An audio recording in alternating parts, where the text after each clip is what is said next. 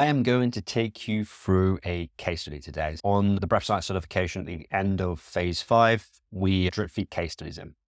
And these case studies are to cement learning. I've been asked to give my ideal strategy for helping manage this person who I've used as a case study, an old client of mine, and also a very common client that you might see. Today, I'm going to take you through a 30-year-old female who is struggling with fatigue, having issues with breathing, struggling with anxiety. She claims that when she's exercising, her breathing becomes very erratic. It causes her to panic. Now, even the thought of exercise leads to a feeling of anxiety, although she wants to get back into fitness again. She wants to get back into running. There's clear physical observations that she's got upper chest breathing. She is scoring high on stress scores, has issues with focus, poor sleep, brain fog.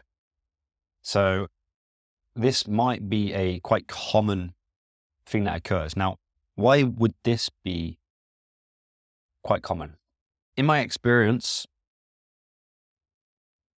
there are two main categories of people who get dysfunctional breathing around exercise, or you could say a behavioral conditioning to their breathing in exercise. One group is high-level athletes, high-level endurance runners who have retired or decided to step back on how much load they're doing with their exercise because they're towards their end of their career and priorities change. And then they decide to come back to trying to compete into the sport again, or trying to get competitive in a different sport. As say a marathon runner gets into cycling, or a marathon runner gets into rowing,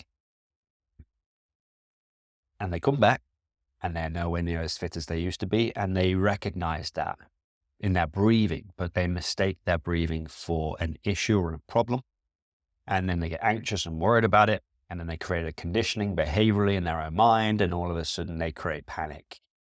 And this could simply just because due to deconditioning, the heart is just not as effective. And they try to push the intensity, they feel short of breath, and it becomes this conditioned response. That also happens and tends to happen in younger females quite often as well. They were the two biggest groups that I would see for people with cardiopulmonary exercise tests for dysfunctional breathing. And I'm going to take you through a strategy of managing this lady. So first of all, we got to consider her arousal state, her likeliness to feel safe in her own body, and her capacity to sit still and where she is currently. We already know high in stress scores, and those stress scores are obviously been done through formal assessments that we teach in the course, as well as clear physical observation of dysfunctional breathing, as well as habitual sighing. Now, that gives us quite a bit of information, as well as her concern or worry about her breathing in anticipation of exercise. Gives us quite a bit to work with as well. I always believe that we want to start with a breath practice, and I will always start, unless sleep is the problem, with improving people's breathing mechanics. So once I have the assessing, I'm going to get this individual to start to build a breath practice that focuses on having nasal, gentle, slow, expansive breathing that will be at a cadence that is slower than their typical normal breathing rates, as well as getting them to build awareness around when is it they start to notice sensations of anxiety in the body, and maybe when is it when they start to notice that their breathing becomes erratic? Because whilst they've mentioned during exercise, this could be happening throughout the day as well. And what I'll typically do with this is I will explain things like hyperarousal and take people through some exercises that create a feeling of hyperarousal in the body, and then talk about hypoarousal and have someone journal or document through a diary when they notice they go into these different states, which I will term, or we can term from Dan Sigal's work, is being outside of your window of tolerance. And that then gives us information that we can suspect or correlatively suspect that's going to have a shift in breathing behavior. And therefore we want to build some awareness to look around that. So that's going to be essentially looking at like week 1, building a grounding breath practice that might be around resonant frequency breathing or a little bit of a cadence that's a bit faster depending on the individual's ability to tolerate that slow breathing in their air hunger sensitivity. We know this person is going to have quite a high sensitivity to air hunger, and therefore slowing the breath down might cause some agitation. So starting gentle, meeting them where they're at, taking them, guiding them through it. In the next phase, going to want to start doing 2 things. Managing their overall arousal beyond just what we're doing with downregulation breathing. Trying to look at more practices that can get into a state of decalm, but also starting to create safety as well. So week 2 might look like integrating something like progressive muscle relaxation into the ladies' practice. However, resistance usually pops up here, or can pop up here, when someone doesn't feel safe in their body. Because what happens when you start to relax? You reconnect to the body and you start to feel. And if you're someone who has panic, when we can suggest that there is a lack of interoceptive safety. So therefore, we have to make considerations of if there's avoidance patterns pop up. We've got a few things that we can do. We can change the external environment, i.e. make sure that they are creating a safe external environment to entrain safety in the nervous system on the internal. Whatever safety means for that person to be able to actually put the practice into place. Corporate worker, safety might mean it's in their calendar, it's blocked off, the time's there. They've told people that not to disrupt them. It's their time to themselves. For someone else, it might be blankets and candles and scent and calming music. So you got to work with the individual to figure out what it is that can help them then achieve that state of being able to get into a state of deep relaxation. Because if the person can't switch off from the external because of a lack of safety, then they're not going to be able to get into the delta wave states and the more calming brainwave states, which is where we start to allocate energy for a biological investment into recovery, into our brain being able to actually connect the dots together and to create safety in the internal, to get that rest and deep parasympathetic state that we want, to bring down arousal. I think nature walks is going to be a good one here as well. Let's consider exercise that's low intensity and to spend some time in nature, maybe even with a friend, to create some connectivity, adding the component of creating like a safety within the nervous system, ventral vagal states in the nervous system, to allow us to then later on down the line to start to bring in paying attention to sensations, to change the conditioning to those sensations. Week 2, getting that, it's obviously working with the person. You need to figure out how often, how much they can do, time investments and stuff like that. I think the 3rd week, depending on their stress levels in the ideal situation, coherence or control interoceptive work. So what do I mean by this? When someone is anxious and someone is panicky, they get into that state because they feel as if they lack control over their own physiology. In fact, they lack interoceptive awareness in general, and then interoceptive accuracy is also quite poor, meaning that their attachment to a sensation tells a story that often isn't true. Someone with panic often thinks they're dying of a heart attack, for example, when they start to feel elevated heart rate and elevated respiratory rate. That there is, it's miscued. So we need to start to help the individual to understand themselves, to understand the sensations in their body again, before we go into things like air hunger exposure, because that is going to lead to high arousal and therefore likely to cause a panic attack again. So I think adding on, or with their breathing practice or during the exercise, trying to, the next phase, start to feel the sensations of the heart beating, picking up the pace of the exercise, and to notice how the heart feels in the chest, and to build a relationship to that heart beating in the chest and to be okay with. That is going to start to raise interoceptive awareness and to bring in the breathing itself as an ability to focus off how someone can take through exercise. We can slightly increase the heart rate, but can we sit, notice that we're prolonging, slowing the exhale down? Can we then feel how the heartbeat can slow down? And that is giving power to the individual to know I have control over my physiology.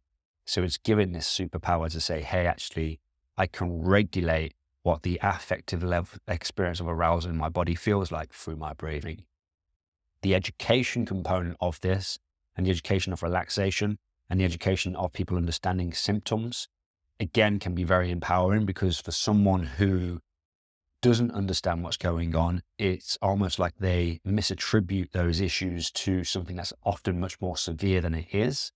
So when they start to understand why heart rate elevates, respiratory rate elevates, why they start to feel air hunger, why they start to feel panic, and draw the lines of the chemistry, basic level, they go, aha, that makes sense now. I'm not dying. So I think the third phase of this would be started to bring in just paying attention to heart beating. We know that having a good relationship to the heartbeat in your chest is very good for anxiety. Having a poor relationship to the sensation of breathing is obviously very detrimental to anxiety. So once we've developed some awareness, the next step would then be to see whether we can start to develop a more of a positive sensation for feelings of like air hunger. Of course, we have also discovered potentially where the person is going to a state of hyperarousal from week 1, journaling that through. So we then get to reflect on that and look, okay, what is happening with the breathing during these phases, to see, can we let go of control of the breathing if someone is? Can they maybe downregulate if they need to, or upregulate if they need to, depending on the hyperarousal state? But now we're going to bring in some gentle, embodied, more official exposure to sensations that could generate arousal in the breath. So doing this in a state of relaxation first, in a state of safety, before we do it at a higher state of a higher arousal, because we need to make progression here. This is going to be something like straw breathing, where we have a straw in someone's mouth, pinching the nose, and then getting them to breathe just slowly through that, and just to be explorative of what it feels like in the body, asking them, what does this feel like on a scale of 100, of how much distress does it cause, and how close is this to the symptoms that you get when you have panic?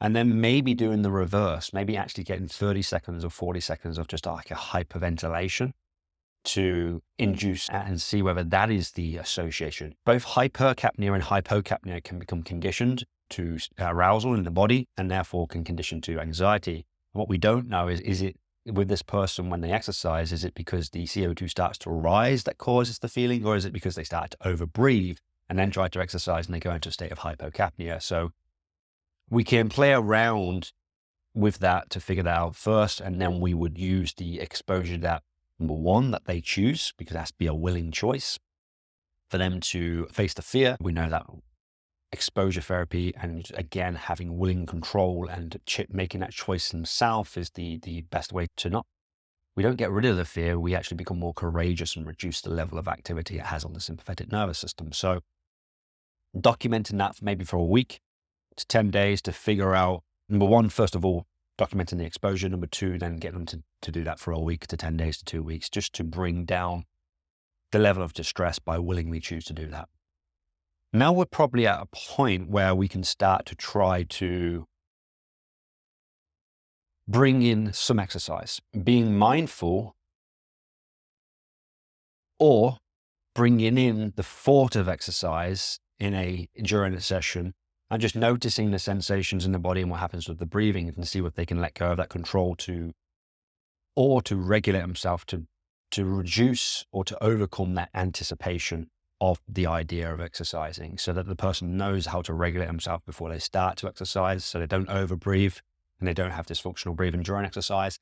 So I think that was either going to come in around phase 4 or phase 5, as well as them moving into starting them to get to pick the intensity of the exercise themselves. Basically just a zone 2, low to moderate intensity, mouth closed, nasal breathing, short duration run cycle, whatever it is. She wants to get back into running, so I'd keep the context of it, they're probably the same.